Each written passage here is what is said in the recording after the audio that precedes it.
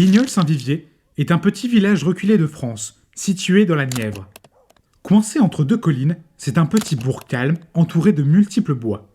Et à la nuit tombée, le village semble se fondre dans la nature, avec pour seul repère les quelques lampadaires de la rue principale. Le 13 octobre 1999, la tranquillité du village est ébranlée lorsqu'une petite fille, Sylvie Massot, 8 ans, disparaît. Les circonstances de cette tragédie restent incertaines. On a d'abord soupçonné une tentative de fugue, mais il semblerait que personne n'ait revu la fillette depuis. Le doute s'installe au sein de la petite communauté. Et lentement, un mot s'inscrit alors sur toutes les bouches. Meurtre. Les semaines passent, les recherches se multiplient, mais l'enquête piétine. Pas le moindre indice, aucun témoin. L'affaire est considérée comme un échec et risque d'être rapidement abandonnée si rien n'est fait. Vincent Aya, 48 ans, est inspecteur de police. Lorsqu'il est appelé pour reprendre l'enquête, on le considère au sommet de sa carrière. En effet, il semble être le mieux placé pour résoudre ce mystère. Spécialiste de l'investigation en milieu rural, Aya a grandi dans une région voisine et sait appréhender ce genre de situation. À l'instar de son prédécesseur, il ne craint pas de se salir les mains et compte bien résoudre cette enquête au plus vite. C'est alors que le 15 novembre, il est dépêché sur les lieux. Et chaque matin, toujours la même routine. Réveil, café, clope, investigation et appel à témoins. Pourtant, le bilan reste le même chaque soir. L'enquête n'avance pas d'un pouce. Les principaux soupçons, bien que peu fondés, sont dirigés vers Yves Santiard, 56 ans, aussi surnommé le Puisard. Il a toujours vécu dans ce village et en connaît les moindres recoins. Ce n'est d'ailleurs pas rare de le voir traîner près des écoles, toujours l'air ivre.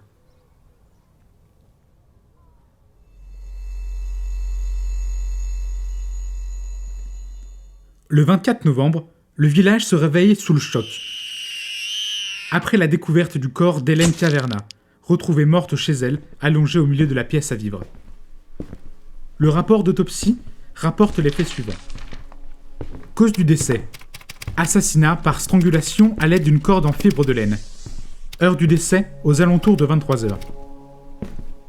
Un examen plus poussé du corps indique la présence d'hématomes sur la partie frontale de l'épaule droite et les bras, indiquant qu'elle faisait face à l'agresseur et qu'elle a tenté de se défendre. Plus inquiétant encore, les poignets et chevilles semblent marqués d'un pourtour au motif régulier, creusé dans la peau à l'aide d'une lame primitive. Une plus grande marque, tracée en dessous de la clavicule, semble avoir été faite avec plus de minutie. Bien qu'il soit parfaitement tracé sur la plupart du corps, un des motifs, celui de la cheville gauche, n'est pas entièrement terminé. Le tueur a été contraint de s'arrêter, mais au lieu de bâcler rapidement son œuvre, il l'a laissé ici. Le tueur n'a pas cherché à dissimuler son acte, il le revendique. Dans la maison, aucune trace d'effraction, ni le moindre indice qui pourrait trahir l'identité du meurtrier. Le fils d'Hélène, Yanis Caverna, 10 ans, dont le père a disparu il y a 8 ans, devient alors orphelin et se mure dans le silence. Il n'est apparemment pas témoin des événements qui ont eu lieu ce soir-là, bien qu'il dormait dans la maison. Le 6 décembre à 10h, les funérailles ont lieu, et tout le village se réunit pour escorter le cercueil. La famille Caverna vivant sans le sou depuis maintenant plusieurs années, le corps est inhumé sous terre avec une croix de bois pour seule effigie. Pour Aya, cet instant est l'occasion d'observer les locaux et d'en tirer d'éventuelles pistes. Lors de la cérémonie, il repère un individu au milieu de la foule.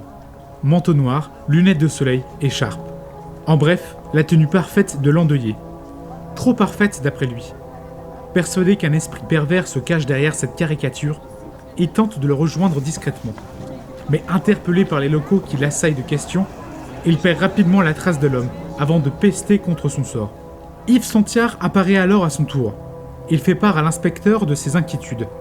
Rapidement, il pique la curiosité de Aya qui reste cependant méfiant.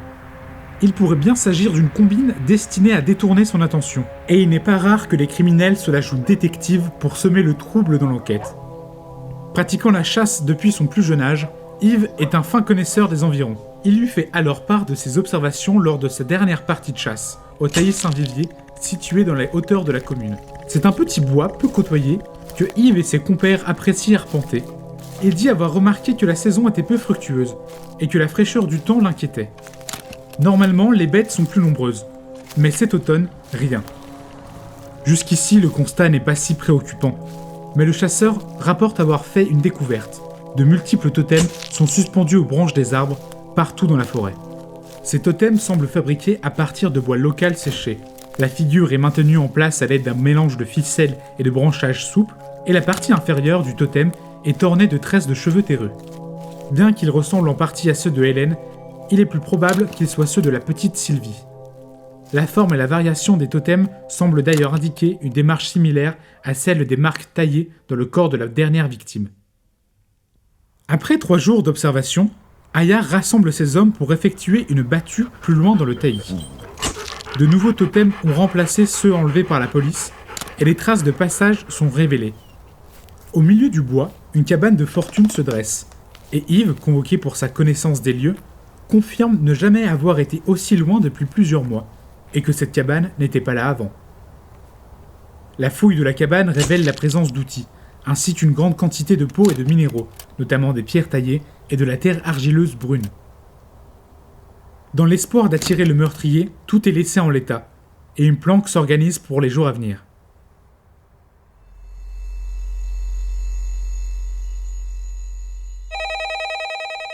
Le 15 décembre, la police reçoit un appel.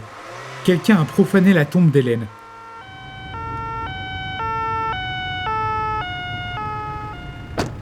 Lorsque l'inspecteur arrive sur les lieux, Yanis trône sur un monticule de terre aux côtés d'un agent. Et à ses pieds, le cercueil vide. Seule demeure une trace faite sur le tissu de fond ainsi qu'une fleur d'ellébore.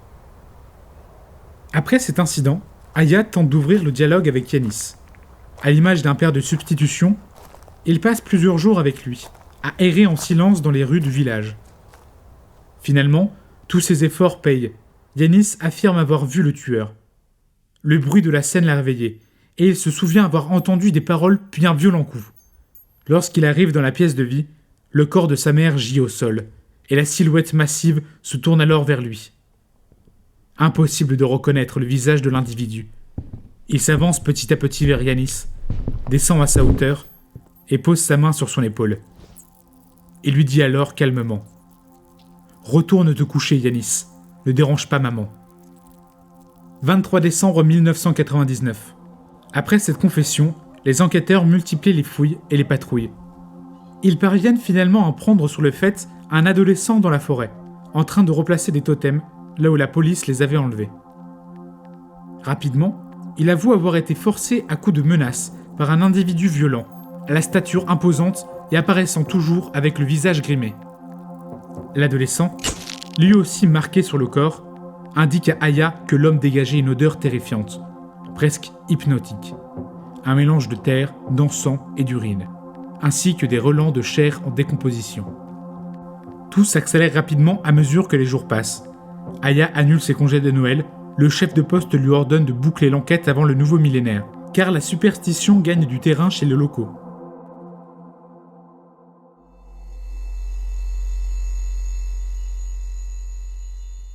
« 26 décembre 1999.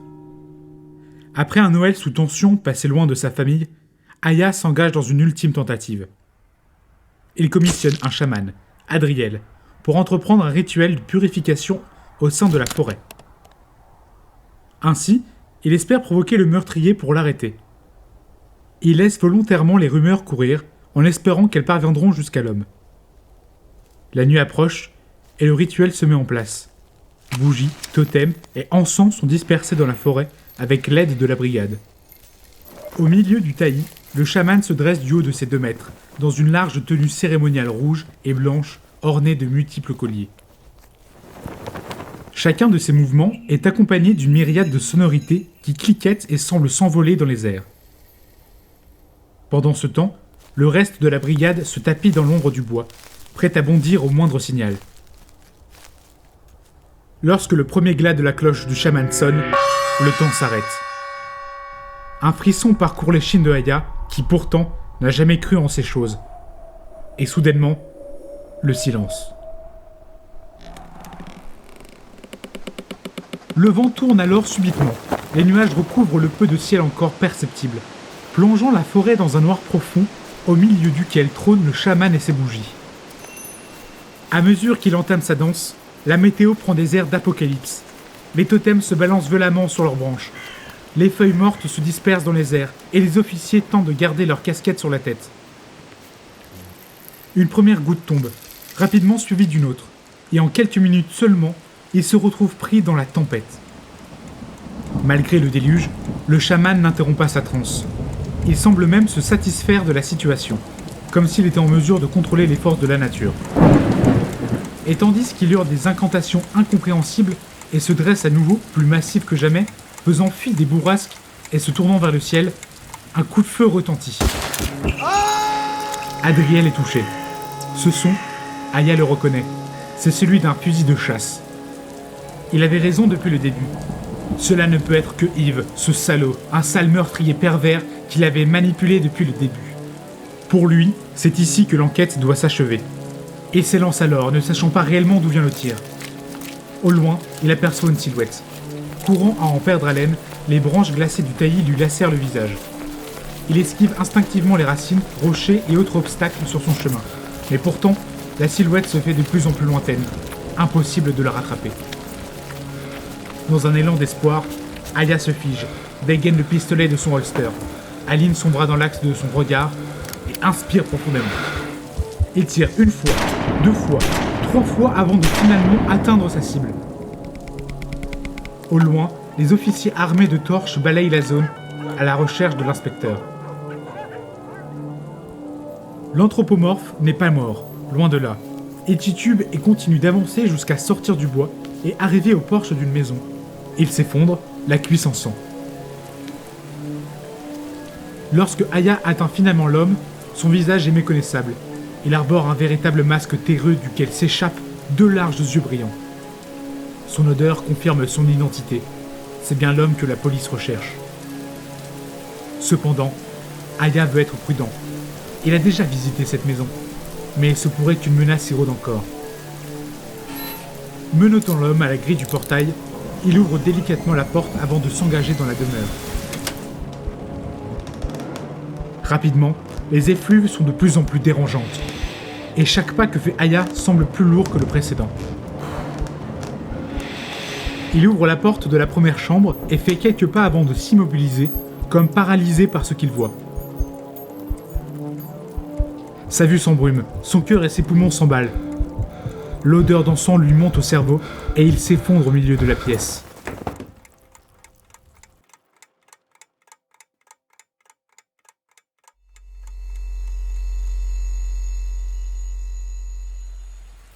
Lorsque Aya se réveille, elle est hors de la maison, entourée de policiers. « Je me suis peut-être évanoui, se dit-il, mais au moins on aura attrapé ce meurtrier. » Autour de lui, ses compères sont dépités. Lorsqu'il tourne la tête en direction du portail, rien. La grille est défoncée comme arrachée par une force surhumaine. La tempête gronde. Pour Aya, il est grand temps de rentrer et de se laver l'esprit du spectacle horrifique dont il a été témoin. Le public ne saura jamais ce qui se dressait face à lui dans la chambre. Le bruit court qu'on y aurait retrouvé le corps d'Hélène, mais dans quel état ? Après quelques mois d'enquête, Aya abandonne l'affaire faute d'indices. Aujourd'hui encore, Sylvie demeure introuvable et le souvenir de cet événement hante encore les habitants.